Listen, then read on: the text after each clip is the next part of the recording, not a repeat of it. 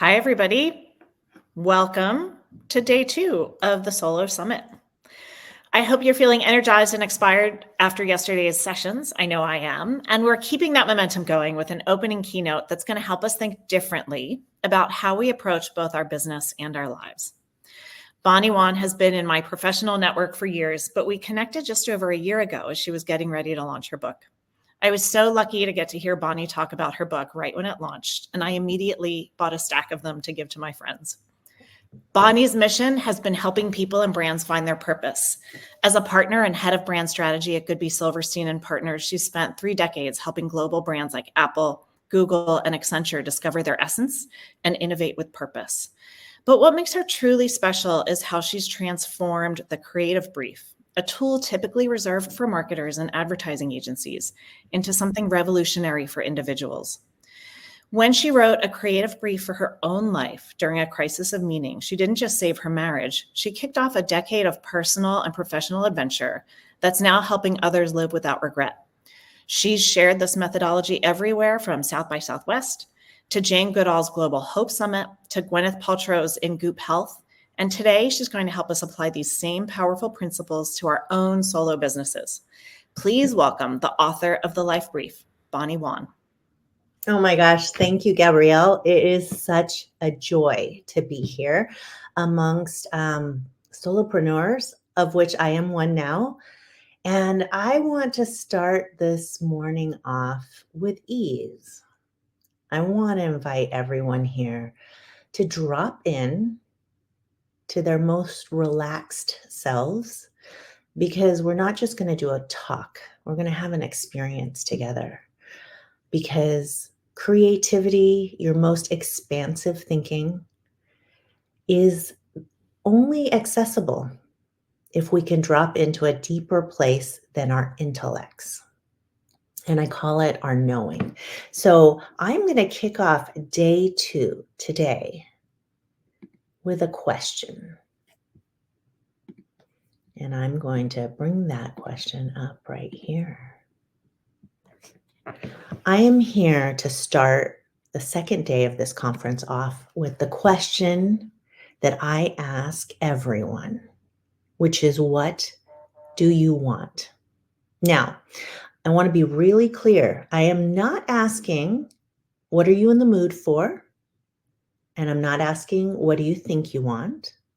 And I'm definitely not asking, what are your business partners, your parents, your spouses, your children want for you?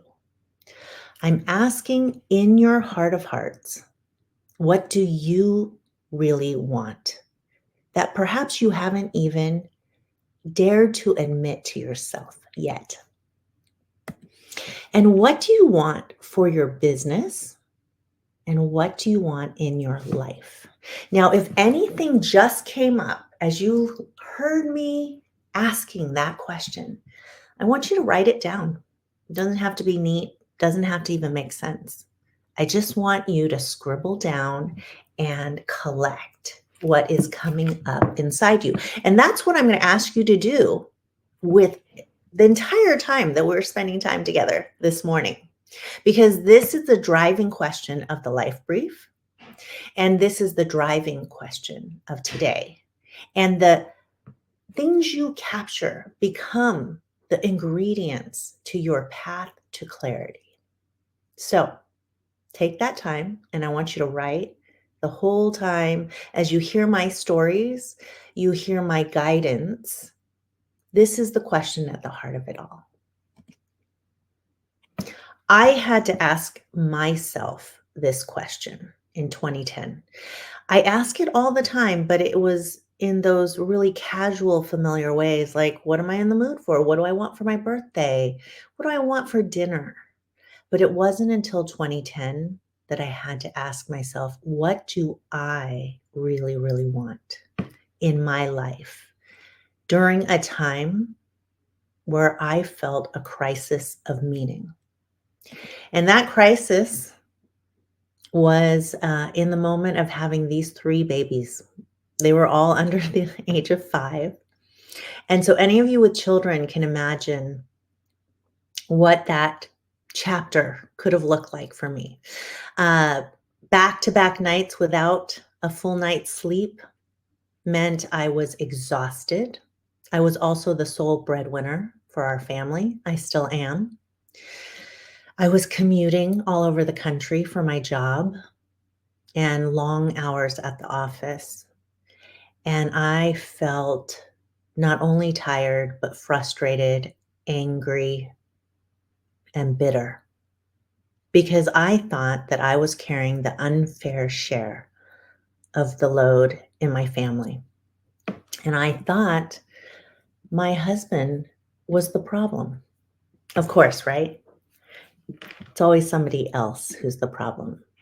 And one day in the parking lot of the grocery store, because that's where moms go when they want to get away from it all, the questions I had been holding but suppressing and batting away came out of my mouth while I was on a call with one of my best friends.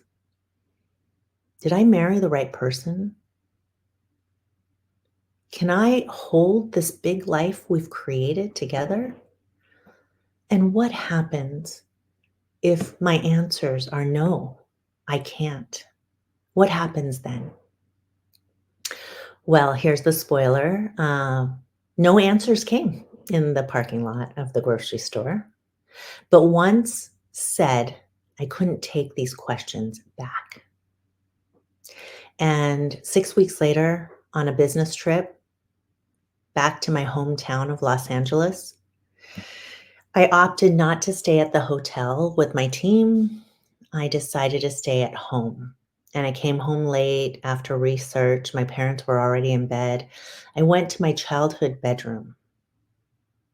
And there came these questions again. And instead of looking down the path, which had the big D word attached to it, out of habit, out of training, I did something different.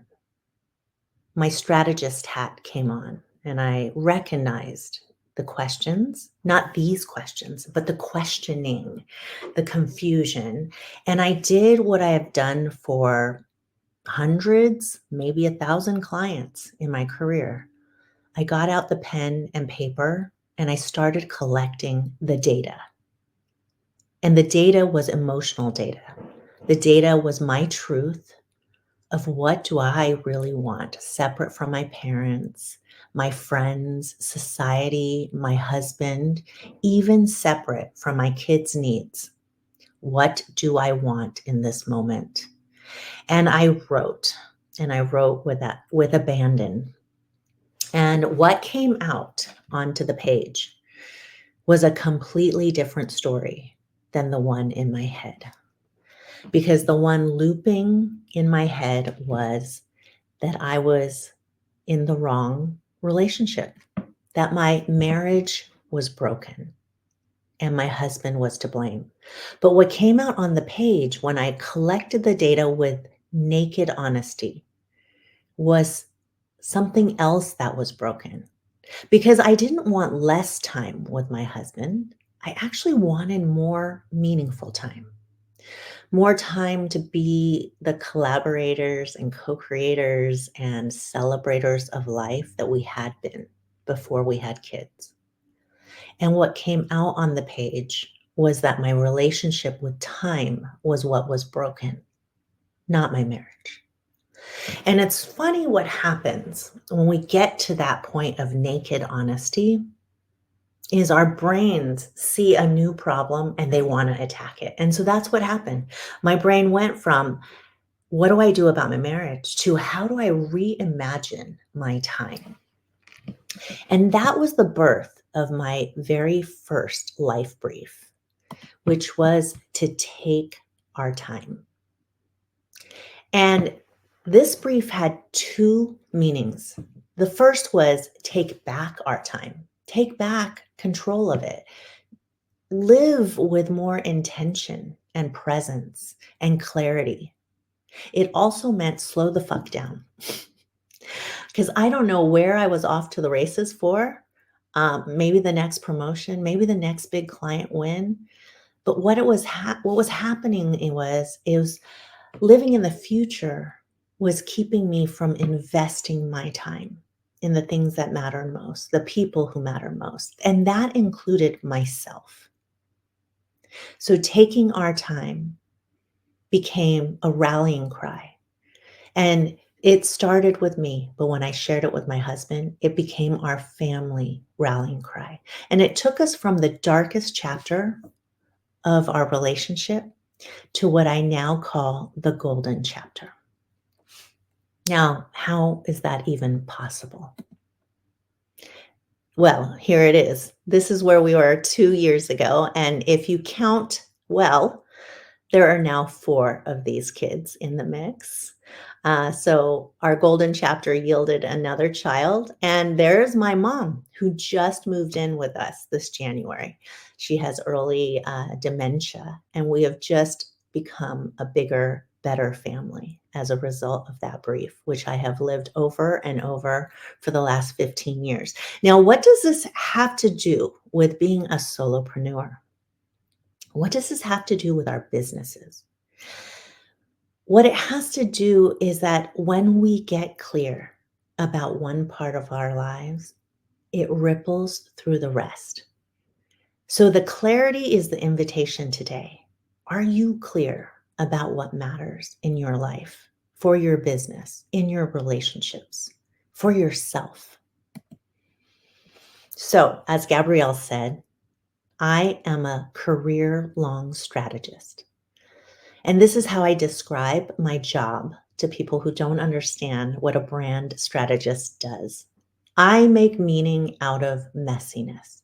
I study the data, I do the research. I've done this for so many companies that I can't even count now. Brands you've heard of, brands you use. And I look at the entire picture. I step back and take the 50,000-foot view, and I start to see what's between the lines and how to connect the dots so that I can get to the essence of who they are. Gabrielle called it purpose. I call it the essence of that company's truth.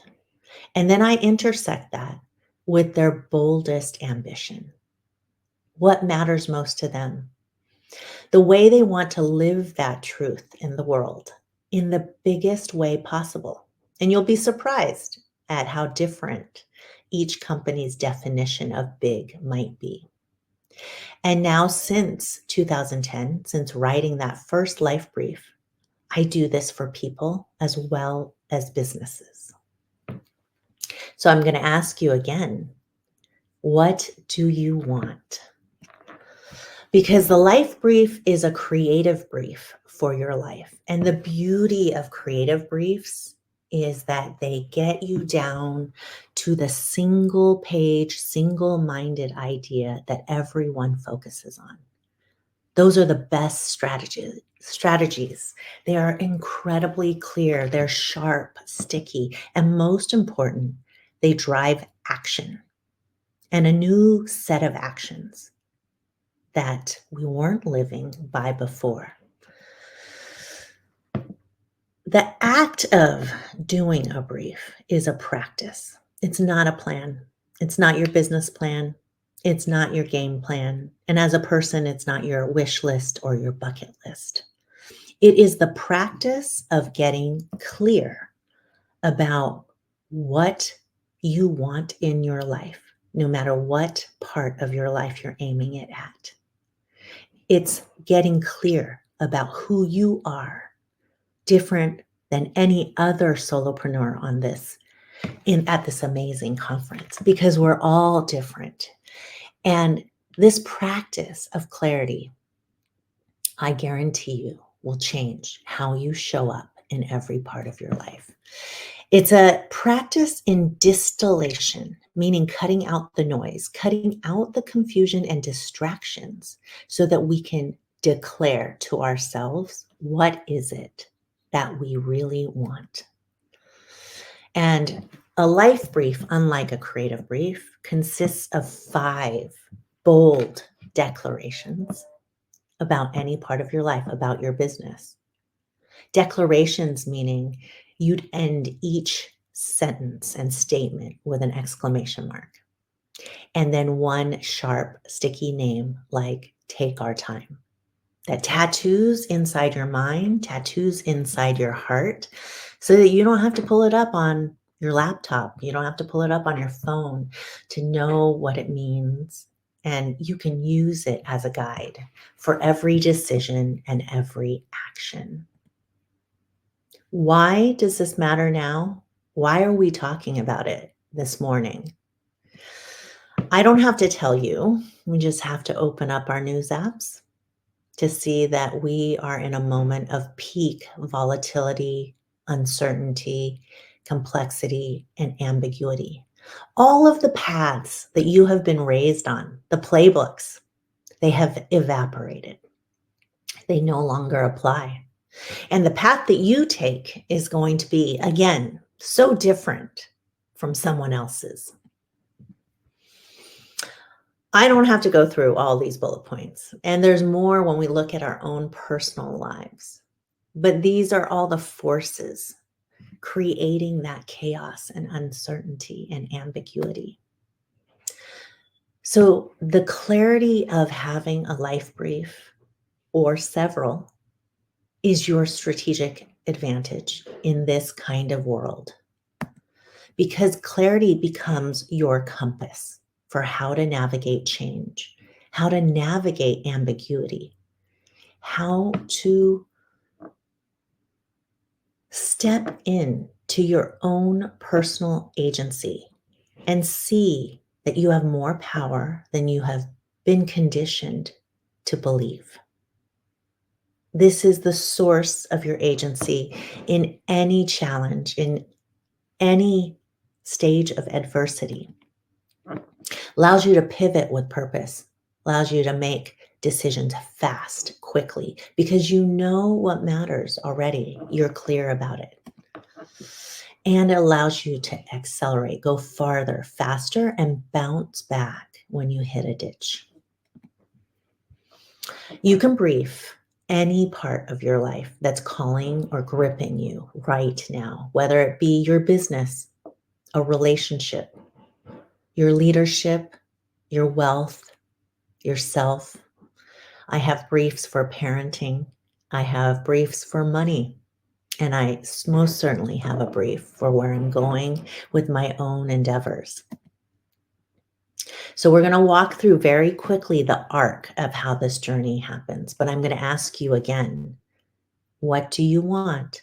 If there's anything that has come up so far, I want you to put it down on the page, because that's what the first part of this practice is all about. There's 3 parts: getting messy, which is the hardest for all of us in this hustle and grind culture that we live in, this culture of distractions, 24-hour content and news cycles. Getting messy starts with what you're doing right here, right now. So allow whatever has come up when I ask you the question, what do you want, to come out onto the page. And when you have those ingredients, only then can you get really, really clear. And then here's the beauty of it. Once you get clear, you get going. So let's start with get messy. What does it take to get messy? Really? Well, it takes accessing a part of ourselves that we don't access when we are in the hustle and grind and operating at the speed of everything, the speed of culture, the speed of business, the speed of fires that are coming in, all the urgent. We push away the important, but it takes accessing a deeper part of your intuition blended with your intellect. I call it, we have knowledge, that's the hard data, and then we have our knowing, which is our emotional data. So find where your quiet shows up naturally for you. And this doesn't take a lot of time, but it takes that quality time where you can access a different voice, your voice, and separate that from the peanut gallery of other voices. And it requires curiosity. and questions, not answers. We are impatient for answers, but when we sit with questions, they unlock. They are the keys that unlock deeper answers within us. So I'm going to give you some questions right now, some for you to sit with. And later on, the Lettuce team is going to provide you with some handouts with even more questions to stir the pot inside you. But I want you to think about your time and your business and your life. What lights you up? What is your source of aliveness? What are you devoted to? What is sacred or non-negotiable? And here's a question I just picked up a few weeks ago. Not just what do you want, but what's worth wanting? Because wanting, desire, can be so broad. It can talk about anything from our cravings to our calling. But when we ask what's worth wanting, that's when we drop into our deepest values. And here's a set. What's holding you back right now? What are you avoiding or resisting? Where are you hiding or playing small? And what if you gave yourself permission to lean in, be big, unhide? What would happen then? How would things be different? And like me in 2010, where are you spilling your time, your energy, or your attention? Where do you want to invest it instead? And how can you reimagine it? I invite everyone I teach to do what I call a daily brain dump, 10 minutes. So if you don't have 10 minutes, you can't make space for 10 minutes. We're in trouble here. 10 minutes of free writing, where you aim your attention at one of those questions and allow the pen to lead the way. You write nonstop for 10 minutes. And again, the Lettuce team is going to give you a handout, offering a handout for how to really do this. Do it for 2 weeks. And I want you to look at, only after you've collected those ingredients, at the end of the 2 weeks, look at what has come out, what has unfolded. And it might be uncomfortable. In fact, I'm going to promise you it will be uncomfortable, but lean into the agitation. Because if you avoid the agitation, you're never going to get to the juicy good stuff. And what I've learned in doing this for the last 15 years is the answers we seek lie behind the questions we avoid. Once you have the ingredients, now comes the fun part. We get clear. We start to look through our ingredients at the patterns that emerge, the themes, the ahas and insights. And you're going to notice some limiting stories and enemies along the way. And that's okay, because when we are aware of them, we get to slay them and reauthor them. You get to then sort your ingredients and really zero in on the must-haves. What is sacred, non-negotiable, essential, you can't live without, because those ingredients become the clay to our clarity. And once you get clear, you get to declare with fervor, with that exclamation mark, what you're ready to own. And every statement of declaration starts with I am, I'm ready, or I choose. Because again, this isn't a wish list, a to-do list, a bucket list. This is what you're ready to own right now in your life or your business. And how do you know when your brief is done? Well, you get this feeling. It's a fuck yes, that's what I want. Oh yes, that's what matters most. I'm going to give you an example of a solopreneur's life brief. This isn't mine. This is one of my clients. And she said, I am ready to welcome in my full worth. I'm ready to shift from student to expert and to claim that experience. I'm ready to learn from my clients as they learn from me. I'm ready to scale my impact and create lasting wholesale change. And most of all, and this was the boldest part of her brief, I am ready to have the world know my name and my work. And that was a fuck yes for her. Here's the beauty of getting clear, is that once you get clear, action just organically falls out of you. Action is a byproduct of clarity. But when we're acting, have a bias for action without a sense of where we're going or what we want or who we are, then we end up chasing our tails and wasting our efforts, wasting our energy and our time. So this is a practice of committing to action once you have your clarity. Your clarity becomes your North Star. It becomes your filter for what to say yes to, what to say no to, what to put on hold, what to lean into and push bolder. You can start really small as long as you're doing one thing each day towards your brief. And you will be surprised at how much momentum, how much impact, how much progress you make by just spending less than an hour, 15 minutes on your brief each day. And always listen to your voice.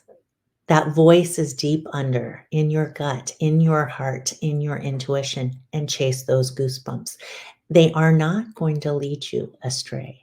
In fact, they're going to take you down roads that no one has been down before, that you have not been down before. And that's what creative living is all about. Taking on firsts, not as risk, but as bold investments for where you want to go. Okay, the biggest lesson I've learned in doing this for 15 years, you can't do it all, but you can do all that matters. So if you're wondering, oh God, I don't have enough time, Bonnie. I just don't have enough time. I'm going to say you do have all the time. Because while you can't do it all, you can do all that matters. It comes back down to, are you really clear, crystal clear about your fuck yes, about what really matters to you and only you? So I'm going to end with the same question I opened with. What do you want? And are you courageous enough to allow yourself the permission to admit it on paper right now? Thank you very much for investing in yourself. There is no better time to be independent in this world with the chaos around us. The world needs solopreneurs more than ever before. So don't shy away. Lean into the agitation. Thank you so much for spending this time with me.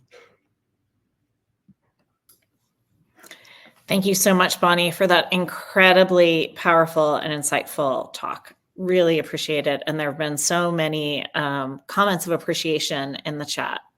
Thank you so much. I've got a couple of questions here, and I want to invite people, if they have questions for Bonnie, to please put them in the chat. The first one is, what is the barrier that shows up for some women while others seem to be able to develop these objectives organically?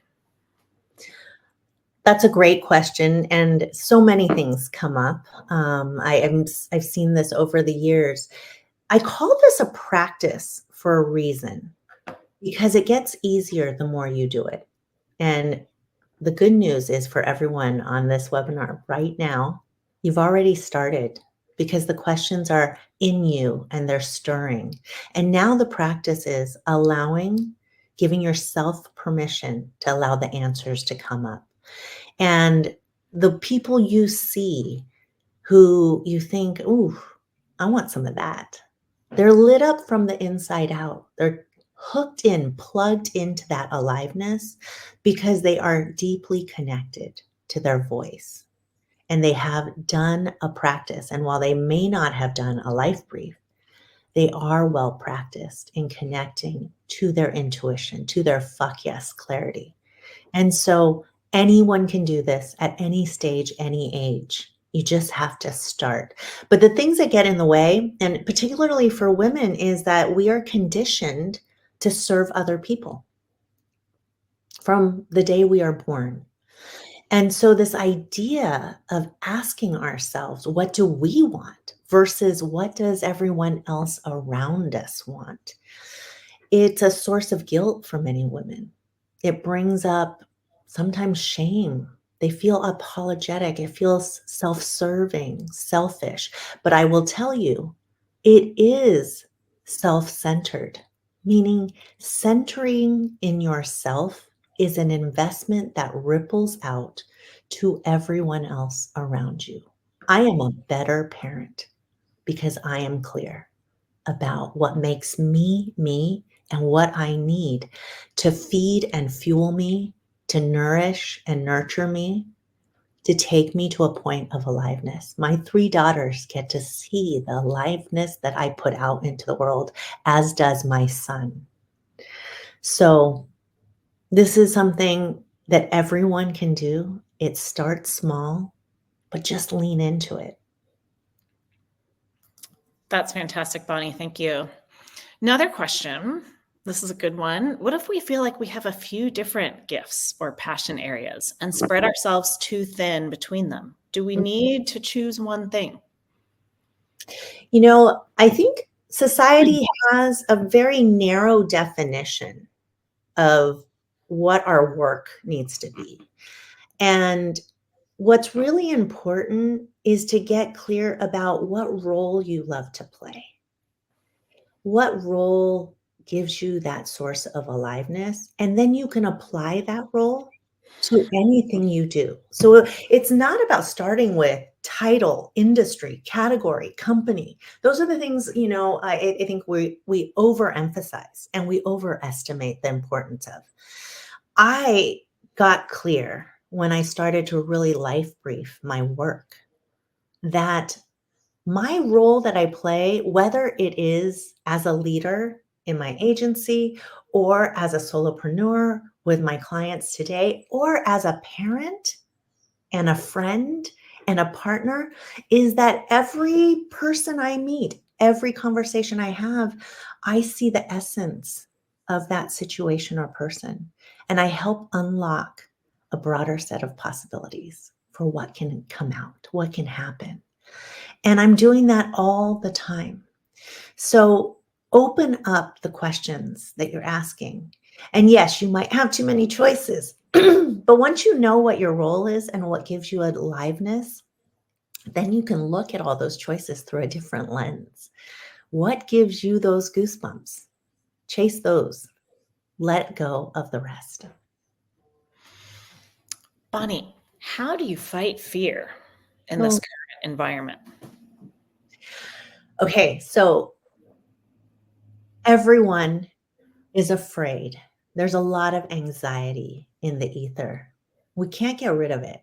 So accept it, but park it. Find a moment where you lean into your fear. Take 10 minutes out. Name it, say it, scream it, and then let go of it. And if you need to do that, practice. So fear is an enemy only when it directs our actions and decisions. Fear is a completely normal part of the human experience. And what I love about the word courage is that courage is about doing things and taking action even when you don't feel fully confident, even when you have fear.